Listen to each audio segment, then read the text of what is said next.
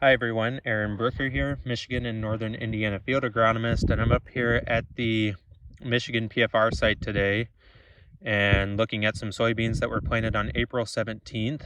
Last week these soybeans were just starting to push up out of the ground. They were about 1/4 to 1/8 of an inch under the ground still and starting to push up under. They were in the hooking stage, which you can see here on this plant that I've got, where the hypocotyl is pushing up out of the ground and the cotyledons are under that. So as I'll show you here in a minute, if this hypocotyl or the stem here comes up out of the ground and we get freezing temperatures, the soybean is really susceptible to freezing temperatures. That stem can freeze and the cotyledons will fall off and the soybean won't recover from that.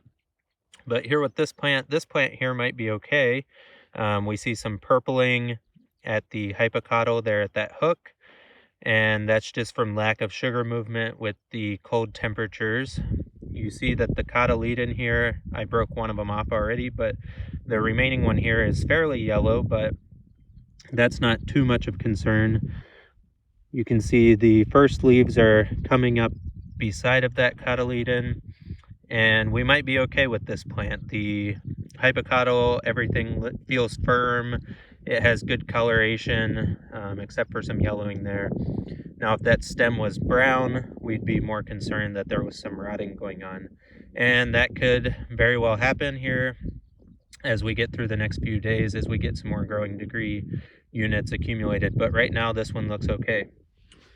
So what I'm seeing in some of these rows is the opposite. So you can see here I found a whole little stretch here where that hook did freeze off and these cotyledons completely came off of the stem, and that is below the growing point, and these soybeans won't recover from that.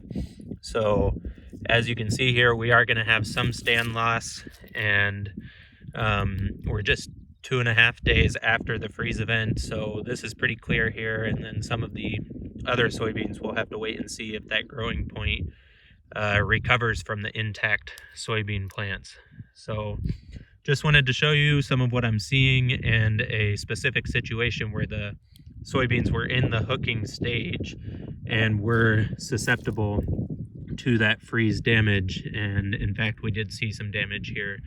So let me know if you have any questions. Feel free to reach out to me anytime, or your seed advisor or dealer, as we move through this freeze event and see what happens to our crops here.